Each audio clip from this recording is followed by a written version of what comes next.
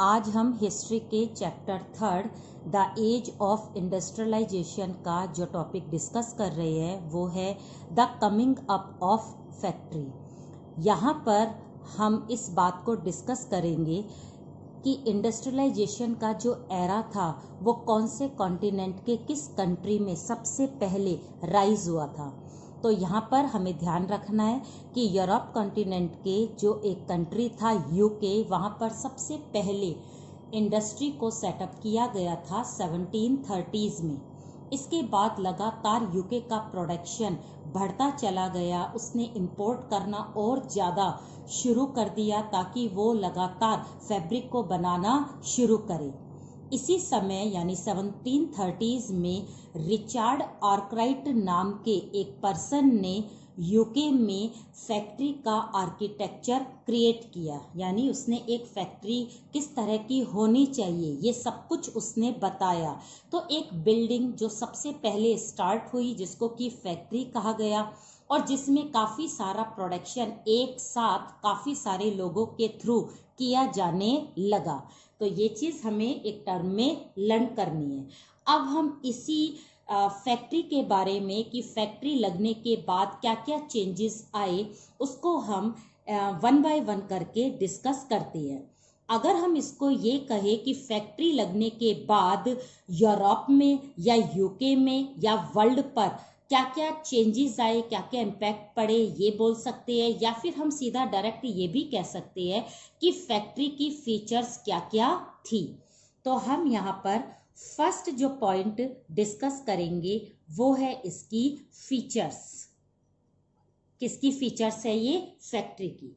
सबसे पहले अगर हम इसकी फीचर्स का या चेंजेस की बात करें तो पहला चेंज तो फैक्ट्री लगने से ये आया कि प्रोडक्शन जो था वो लगातार बढ़ने लगा। ऑब्वियस है, अगर काम जो है वो हैंडमेड होगा तो हमेशा उसकी क्वांटिटी कम होगी, लेकिन अब यही काम फैक्ट्री के थ्रू होने लगा तो प्रोडक्शन क्या हुआ?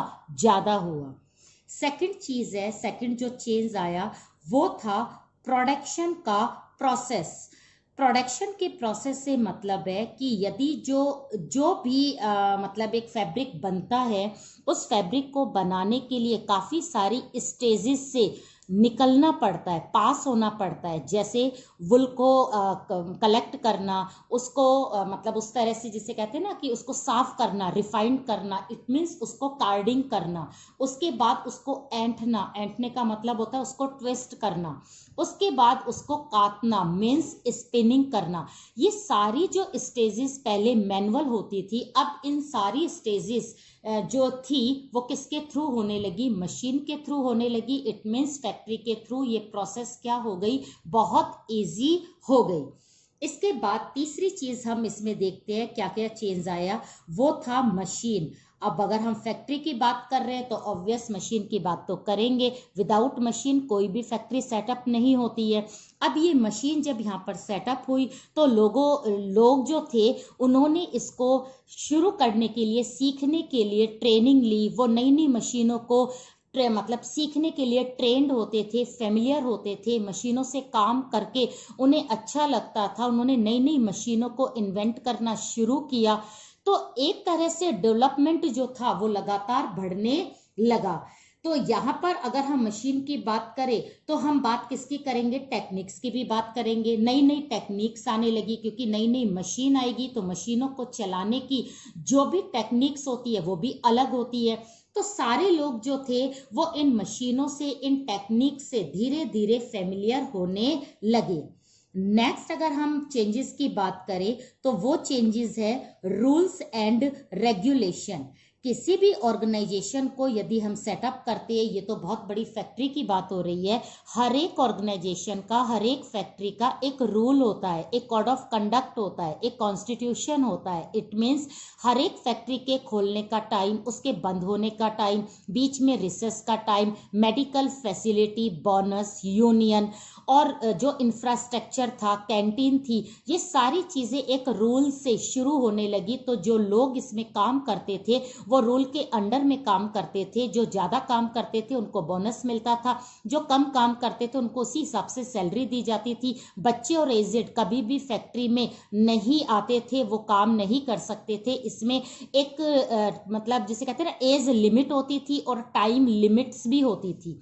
जबकि हमने देखा था प्रोटो इंडस्ट्रियलाइजेशन में ना एज लिमिट थी, ना टाइम लिमिट्स थी, और ना ही वहां पर किसी तरह का कोई रूल रेगुलेशन था। लेकिन फैक्ट्री लगने के बाद नए नए तरीके के रूल्स और रेगुलेशन क्रिएट होने लगे। लास्ट जो पॉइंट आएगा वो आएगा विजिटिंग पॉइंट। विजिटिंग पॉइंट से मतलब ये है कि अगर हम बात कर रहे हैं कि यूके में सबसे पहले फैक्ट्री लगी थी, तो यूके के कौन से शहर में लगी, यहाँ पर आपको लर्न करना है। वो शहर, वो सिटी था लंकाशायर। लंकाशायर में जब फैक्ट्री लगी तो लोग उसको देखकर बहुत ही ज़्यादा, जैसे कहते हैं ना, एकदम अमेजिंग लगा उनको, एक नई चीज़ लगी। उसको देखने के लिए वो वहाँ पर जाते थे क्योंकि पूरे दिन रात लाइट जलती थी। वो एक तरह से डेजलिंग प्लेस था, मीन्स चकाचौंध होने वाला प्लेस था। तो लोगों ने कभी भी इससे पहले फैक्ट्री को नहीं देखा था, तो वो उसको सिर्फ देखने आते थे। और उनके घर यदि कोई गेस्ट आता था उसको भी वो वहां ले जाकर इस फैक्ट्री को दिखाते थे कि देखो फैक्ट्री ऐसी होती है। दूसरा, यूके के लंकाशायर में लोग इसलिए भी आते थे कि उन्हें फैक्ट्री को देखना था, पास से देखना था, सिर्फ पिक्चर नहीं देखनी थी, उसे प्रैक्टिकली फील करना था। तो इस तरह से फैक्ट्री लगने के बाद फैक्ट्री का एक इंडस्ट्रियलाइजेशन का जो एरा था वो कैसा हो गया था, एक विजिटिंग पॉइंट बन गया था। कौन? यूके का लंकाशायर। तो हमने देखा फैक्ट्री की फीचर्स ये है, या फिर फैक्ट्री के बाद क्या क्या चेंजेस आए। तो चेंजेस भी ये आए थे। तो क्वेश्चन कैसे भी एग्जामिनर घुमाकर दे, लेकिन आपको आंसर सेम लिखना है।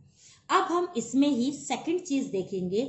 सेकंड चीज ये है कि यदि फैक्ट्री लग गई, यानी इंडस्ट्रीज लगनी स्टार्ट हो गई, काम होना इंडस्ट्रीज से शुरू हुआ, तो क्या अब मैनुअल काम नहीं होता था? यहाँ पर ध्यान देना, हमारा फोकस सिर्फ किसके ऊपर रहेगा? कॉटन के ऊपर रहेगा। ये मैंने लास्ट वीडियो में भी बताया था कि हमारा मेन टारगेट कॉटन इंडस्ट्री को डिस्कस करना है।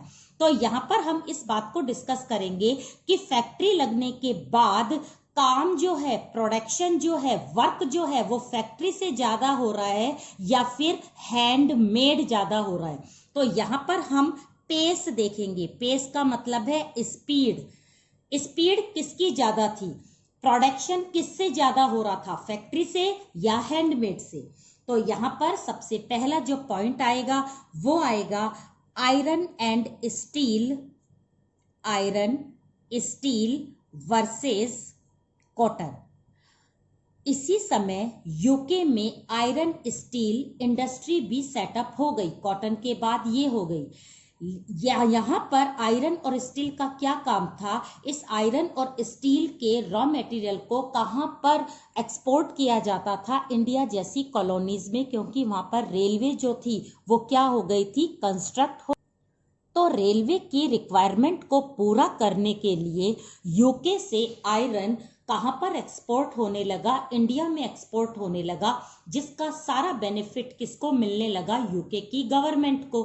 अब एक सिंपल सी बात है, यदि एक्सपोर्ट कॉटन का होगा और अगर एक्सपोर्ट आयरन का होगा तो किससे ज्यादा मुनाफा होगा, किससे ज्यादा बेनिफिट होगा यूके की गवर्नमेंट को? वो होगा आयरन से, क्योंकि इसकी चीजें ज्यादा महंगी होती है। तो अपने आप ही यूके की गवर्नमेंट ने सबसे ज्यादा सपोर्ट कौन सी इंडस्ट्री को करना शुरू कर दिया? वो करना शुरू कर दिया आयरन और स्टील इंडस्ट्री को। लगातार पैसे देने, सपोर्ट करना, चीजों को एक्सपोर्ट करना, ज्यादा से ज्यादा प्रोडक्शन आयरन और स्टील का होने लगा। तो यहाँ पर कॉटन इंडस्ट्री का जो पेस था, यानी जो उसकी स्पीड थी, वो क्या हो गई? कम हो गई। कॉटन का प्रोडक्शन भी क्या हुआ? कम हुआ। तो यहाँ पर पहला हमने पॉइंट देखा और उसको डिस्कस किया, और इससे हमें ये पता चला कि कॉटन इंडस्ट्रीज जो है वो लगने के बाद भी उससे प्रोडक्शन क्या होता था? कम। सेकंड हम पॉइंट देखते हैं, इसमें हम बात करते हैं सीजनल की।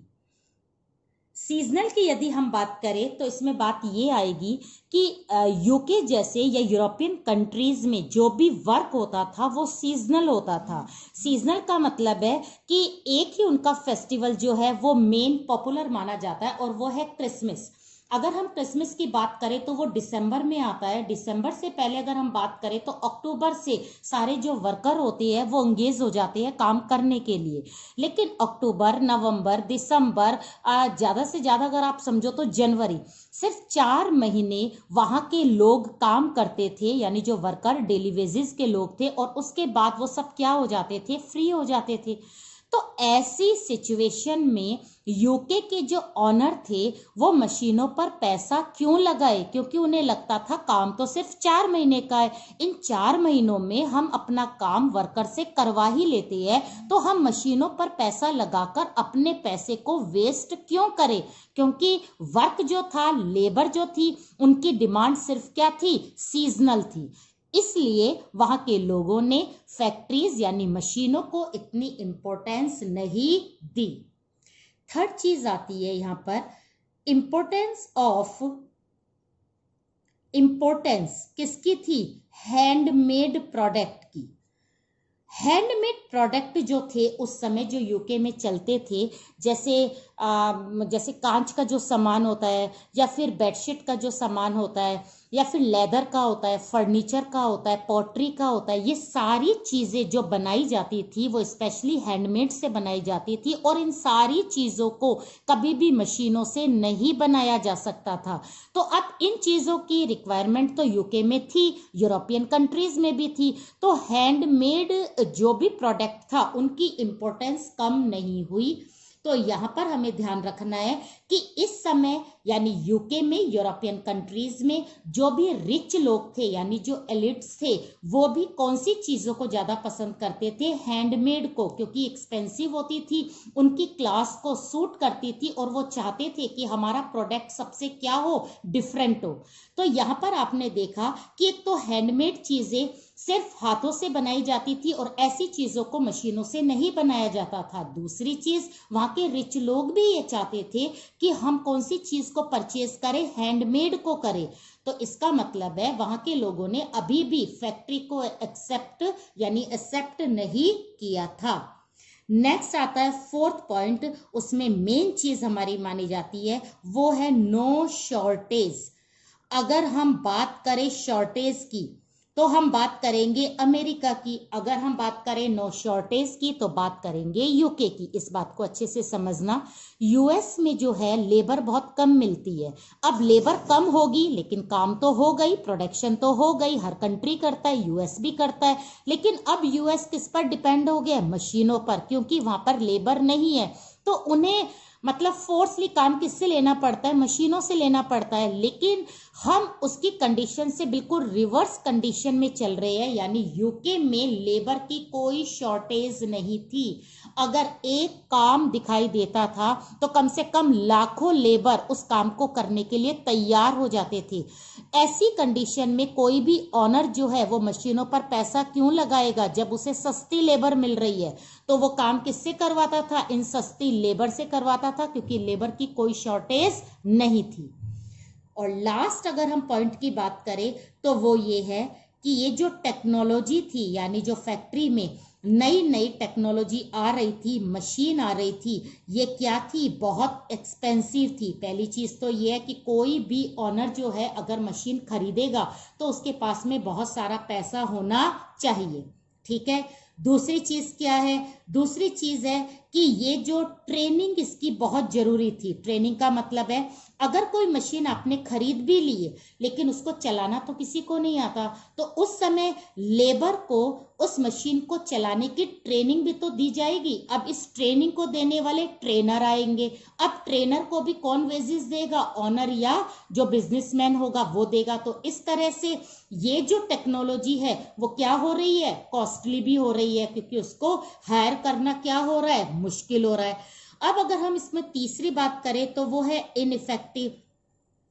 अगर इनइफेक्टिव की बात यह है कि मशीन अगर चल रही है तो बहुत अच्छा है, लेकिन अगर वो कुछ खराब हो गई, अगर वो बार बार खराब हो रही है तो उसकी रिपेयर की कॉस्ट भी क्या है, बहुत ज्यादा है। तो इसलिए बिजनेसमैन के लिए ये मशीन, ये टेक्नोलॉजी इनइफेक्टिव भी थी। उसे लगता था कोई इफेक्ट नहीं है इसका, उल्टा इसमें हमें ज्यादा पैसा लगाना पड़ेगा। तो यहाँ पर हमें इस 5th पॉइंट में एक एग्जाम्पल लर्न करना है, एक एग्जाम्पल देखना है, और ये एग्जाम्पल है स्टीम इंजन का। ये हमने जीके में शुरू से पढ़ते आ रहे हैं कि स्टीम इंजन किसने बनाया था। तो जैसे हम पूछते हैं कि स्टीम इंजन किसने बनाया है, सारे बच्चे एक साथ बोलते हैं कि ये बनाया था जेम्स वॉट ने। लेकिन यहाँ पर पढ़ने के बाद आपको पता चलेगा कि जेम्स वॉट ने स्टीम इंजन नहीं बनाया था। सबसे पहले जो स्टीम इंजन बनाया था वो किसने बनाया था, न्यूकॉमन ने, न्यूकॉमन मैन ने। ठीक है, न्यूकॉमन की इस मशीन को मॉडिफाई किसने किया था, जेम्स वॉट ने। और जेम्स वॉट ने अपने नाम पर इस स्टीम इंजन को पेटेंट करवा लिया था। इसलिए हम कहते हैं स्टीम इंजन किसने इन्वेंट करा था, जेम्स वॉट ने। अब जेम्स वॉट के पास इतने पैसे नहीं थे कि वो काफी सारे स्टीम इंजन बनाए। तो यहाँ पर जेम्स वॉट को कौन पैसा दे रहा है, उनके खुद के बहुत अच्छे फ्रेंड जो थे वो थे मैथ्यू। मैथ्यू ने उन्हें पैसा दिया ताकि वो बहुत सारे स्टीम इंजन बना सके। ऐसा ही जेम्स ने किया, उसने मैथ्यू से पैसे लेकर बहुत सारे इंजन बनाए, लेकिन ये स्टीम इंजन सेल नहीं हुए। तो इसका मतलब है किसी भी बिजनेसमैन ने उन्हें परचेज क्यों नहीं किया। तो यहाँ पर परचेज ना करने के रीजन क्या होंगे, क्योंकि बिजनेसमैन को ये स्टीम इंजन बहुत ज्यादा महंगे लग रहे थे। दूसरा, उनकी रिपेयर की कॉस्ट बहुत थी। तीसरा, उनको ट्रेन करने के लिए जो ट्रेनर आते उनको भी क्या देना पड़ता, वेजेस देना पड़ता। तो उस समय यानी उस टाइम पीरियड में ज्यादातर फैक्ट्रीज को किसी ने इंपॉर्टेंस नहीं दी, फैक्ट्रीज की मशीनों को इंपॉर्टेंस नहीं दी, और सारा काम वो किससे करते थे, हैंडमेड करते थे। तो 19th सेंचुरी तक आते आते भी यूके के जो वर्कर्स थे वो हैंडीक्राफ्ट थे, वो कोई मशीन ऑपरेटर नहीं थे, वो हैंडीक्राफ्ट ही रहे। तो यहाँ पर हमने ये सेकंड पॉइंट इसके अंडर में क्लियर कर लिया है। अब हम एक थर्ड लास्ट पॉइंट इसके हिसाब से देखते हैं, वो है लाइफ ऑफ वर्कर्स। अब इस बात को अच्छे से समझना, बिल्कुल हम सीक्वेंस वाइज देख रहे हैं। सबसे पहले हमने देखा फैक्ट्री लगी, यूके में लगी, 1730s में लगी। रिचार्ड ने फर्स्ट टाइम आर्किटेक्ट यानी आर्किटेक्चर बनाया। उसके बाद ये चेंज आए। चेंज आने के बाद क्या फैक्ट्री की जो स्पीड थी वो बढ़ी, तो हमने देखा बिल्कुल नहीं बढ़ी, इंक्रीज नहीं हुई। अब भी लोग किसको पसंद करते थे, हैंडमेड प्रोडक्ट को। अब हैंडमेड प्रोडक्ट कौन बनाते थे, वर्कर्स या वीवर्स बनाते थे। तो इसका मतलब है वर्कर्स की लाइफ तो जरूर इंप्रूव हुई होगी। क्यों, क्योंकि काम किससे हो रहा है, अभी भी फैक्ट्री लगने के बाद भी काम जो है वो हैंडमेड ही हो रहा है। तो इसका मतलब है वर्कर्स की लाइफ क्या थी, बहुत अच्छी थी। ये बात हम प्रूव करने के लिए कुछ पॉइंट्स को डिस्कस करते हैं। तो पहला पॉइंट है पॉसिबिलिटीज, पॉसिबिलिटीज ऑफ जॉब्स। तो यहां पर अगर हम बात करें, अगर यूके में एक जॉब की भी पॉसिबिलिटी होती थी, तो मैंने पहले भी कहा है हजारों और लाखों की संख्या में लोग आ जाते थे उस जॉब को लेने के लिए। अपनी जैक चेक सब तरीका अपना लेते थे कि बस मुझे क्या मिल जाए, जॉब मिल जाए। तो इसका मतलब है वर्कर्स का स्टेटस अच्छा नहीं था। इतना फैक्ट्री को इग्नोर करने के बाद भी, काम हैंडमेड होने के बाद भी वर्कर्स की लाइफ जो थी, उनका जो स्टेटस था वो अच्छा नहीं था। जॉब की एक इंफॉर्मेशन आते ही लोग अपने गांव को छोड़कर शहरों की तरफ भाग आते थे। सेकंड चीज, सेकंड पॉइंट को हम देखते हैं, वो है वर्क हाउस। ये वर्क हाउस क्या होते थे, एक्चुअली में जब अपने विलेजेस को छोड़कर लोग जब अर्बन एरिया में आते थे तो वहां पर रहने के लिए उनको एक प्लेस की रिक्वायरमेंट होती थी। जिनको प्लेस नहीं मिलता था वो ब्रिज पर, रोड पर, फुटपाथ पर, कहीं पर भी सो जाते थे। लेकिन ये वर्क हाउस जो थे वो उस समय गवर्नमेंट के थ्रू ये वाले जो घर जो थे, यानी ये जो प्लेस थे, ये जो एक मतलब होम टाइप में थे, ये चलाए जाते थे। वर्क हाउस में जाने के लिए काफ़ी सारी कंडीशन को फुलफिल करना होता था, एप्लीकेशन को भरना होता था, मेडिकल चेकअप करवाना होता था, और उसके बाद लास्ट मिनिमम वेजेस या कुछ रेंट आप कह सकते हो, वो वर्क हाउस के ऑनर को देना पड़ता था, ताकि सरकार उस चीज को अच्छे से मेंटेन कर पाए। लेकिन वर्क हाउस में रहना एक बहुत बड़ा इंसल्टेड फील होता था, क्योंकि वर्क हाउस का मतलब ही ये था कि ऐसे लोग जिनके पास में घर नहीं है, जो अपने घर बार को छोड़कर यहाँ आए हैं, जिनके पास कोई काम नहीं है, वो लोग वर्क हाउस में रहकर सिर्फ वेट करते हैं अपनी जॉब को लगने के लिए। लगातार वर्क हाउस बढ़ रहे थे, तो इसका मतलब है अनएम्प्लॉयमेंट बढ़ रहा था, लोग माइग्रेट हो के अर्बन एरिया में आ रहे थे, सैनिटेशन की लगातार प्रॉब्लम हो रही थी, पॉल्यूशन बढ़ रहा था, डिजीज आ रही थी। किसके कारण? वर्क हाउस के कारण, क्योंकि एक कमरे में बहुत सारे लोग रहते थे, तो वहां पर एक तरह से एनवायरनमेंट क्या हो रहा था? खराब हो रहा था। तो ये चीज आपको देखनी है कि अगर वर्क हाउस बढ़ रहे हैं तो इसका मतलब है कंट्री की सिचुएशन क्या हो रही है? खराब हो रही है। नेक्स्ट आता है थर्ड जो पॉइंट है, वो है सीजनलिटी ऑफ वर्क का। तो ये तो हमने पहले भी बात करी थी कि यूके में या यूरोपियन कंट्रीज जितने भी है, वहां पर वर्क की सीजनलिटी होती है। सिर्फ वर्क जो था वो 3-4 महीने के लिए ही वर्कर्स को मिलता था, उसके बाद वर्कर्स क्या हो जाते थे? अनएम्प्लॉय हो जाते थे। तो उसके बाद वो विलेजेस चले जाते थे, सारा पैसा खत्म हो जाता था, फिर उनका लाइफ स्टैंडर्ड बिल्कुल लो हो जाता था, वापस अर्बन एरिया में आते थे, वर्क हाउस में रहते थे, उसके बाद फिर वो वर्क करते थे। तो इस तरह से वर्क की सीजनलिटी के कारण वहां के वर्कर्स की लाइफ क्या थी? लगातार जो थी वो डिक्रीज हो रही थी। नेक्स्ट हम बात करते हैं कंडीशन कब की? 19th सेंचुरी की। ऐसा माना जाता था कि यूके में 19th सेंचुरी के आते आते वर्कर्स का स्टेटस जो है वो इम्प्रूव हो गया, ऐसा लग रहा था। और क्यों लग रहा था? क्योंकि उनके वेजेस बढ़ गए थे, हर वर्क के लिए उन्हें अच्छा पैसा मिलता था। इसको देखकर ये कहा गया कि 19th सेंचुरी में उनकी कंडीशन इम्प्रूव हुई। लेकिन अगर हम उसको रियल सेंस में देखिए, उनकी कंडीशन इंप्रूव नहीं हुई थी, क्योंकि इसी सेंचुरी में एक वॉर हुआ था, वो था नेपोलियन का वॉर। तो नेपोलियनिक जो वॉर था, जो फ्रांस से यूके पर हुआ था, इस वॉर के कारण जो इन्फ्लेशन था, महंगाई थी, वो बहुत ज्यादा बढ़ गई थी। अब अगर वेजेस बढ़े और महंगाई भी साथ में बढ़ी, तो रियल वैल्यू क्या हुई? रियल वैल्यू हुई जीरो, क्योंकि जितना पैसा आया उतना ही पैसा अपनी बेसिक नीड्स पूरी करने में चला गया। तो इसका मतलब है 19th सेंचुरी में ना तो पॉवर्टी कम हुई, ना पुअरनेस कम हुई, और ना ही जो एम्प्लॉयमेंट था वो बढ़ा। तो यहाँ पर हमें ध्यान रखना है, 19th सेंचुरी में भी कंडीशन में बहुत ज्यादा चेंज नहीं आया था। लास्ट जो हम बात कर रहे हैं वो है 5th। इसमें हमें एक मशीन के बारे में बात करनी है, और ये मशीन जो थी ये वुलन इंडस्ट्री में यूज होती थी, और इसका नाम था स्पिनिंग जेनी।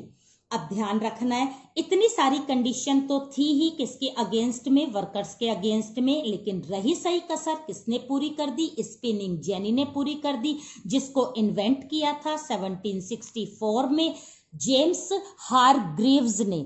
तो जेम्स हारग्रीव्स ने जब स्पिनिंग जेनी बनाई, तो वुलन इंडस्ट्री का काम लगातार बहुत बढ़ने लगा। ठीक है, काम बढ़ा वो अलग बात है, लेकिन स्पिनिंग जेनी से वर्कर्स का स्टेटस और ज्यादा खराब हो गया, क्योंकि रातों रात सारे वर्कर्स को हटा दिया गया, तो अनएम्प्लॉयमेंट क्या हुई? ज्यादा हुई। अब सारे लोग दिन में, या उनके जो ज्यादातर स्पिनिंग जेनी का काम, यानी वुलन इंडस्ट्री में मेनली विमेन काम करती थी, तो उनके हस्बैंड्स वगैरह अपने एग्रीकल्चर में काम करते थे, वो अपना काम करती थी वुलन में। लेकिन स्पिनिंग जेनी के आते ही सारी वीमेन जो थी वो अनएम्प्लॉयमेंट हो गई, तो उनकी सप्लीमेंट इनकम क्या हो गई? कम हो गई, जिससे उनका स्टेटस भी क्या हो गया? डाउन हो गया। तो कहने का सिर्फ एक मतलब ये है कि वर्कर्स की लाइफ जो यूके में थी वो सही नहीं थी, अच्छी नहीं थी। क्यों नहीं थी? उसके क्या रीजन थे? ये हमने सारे रीजन पूरे डिस्कस किए हैं। लास्ट हम फाइनली बात बताए कि क्या वर्कर्स की लाइफ कभी सही नहीं हुई? क्या यूके की लाइफ ऐसी ही चली? क्या यूके में वर्कर्स की लाइफ में कभी कोई इंप्रूवमेंट नहीं हुआ? तो इसके लिए आपको सिर्फ एक ईयर लर्न करना है और वो है 1840s। तो इसका क्वेश्चन बिल्कुल अलग आता है। 1840s यानी आफ्टर 1840s में यूके की वर्कर्स की लाइफ रियल सेंस में चेंज हुई थी। अब चेंज क्यों हुई थी, या तो ये तो वही बात होगी, 19th सेंचुरी में भी तो कहा था चेंज हुई थी, लेकिन हमने देखा वो चेंज नहीं हुई थी, लेकिन यहाँ चेंज हुई। चेंज क्यों हुई, तो यहाँ आपको याद रखना है ड्यू टू अर्बनाइजेशन। अर्बनाइजेशन का मतलब है मॉडर्नाइजेशन, यानी चेंज होना, शहरों में चेंज करना गांव को। अब गांव को शहर में अगर हम चेंज करेंगे तो क्या चीज करेंगे, रोड बनाएंगे, ब्रिज बनाएंगे, मॉल बनाएंगे, बिल्डिंग्स बनाएंगे, ऑफिसेज बनाएंगे, स्कूल, हॉस्पिटल सब बनाएंगे। और ये सारी चीजें बनाने के लिए किसकी रिक्वायरमेंट होगी, वर्कर्स की, लेबर की। तो 1840s के बाद यूके के लेबर्स को लगातार काम मिलना शुरू हुआ और उनका जो स्टेटस था वो भी क्या हुआ, इम्प्रूव हुआ। तो ये सारी चीज किसके बाद स्टार्ट हुई, जब फैक्ट्री जो थी वो यूके में लगी। तो आज हमने अपने यूके में फैक्ट्री लगने के बाद उसकी फीचर्स को, उसकी स्पीड को और वर्कर्स की लाइफ को अच्छे से डिस्कस किया है। इसके पॉइंट्स, इसके नोट्स को देखने के लिए आप डिस्क्रिप्शन में जा सकते हैं।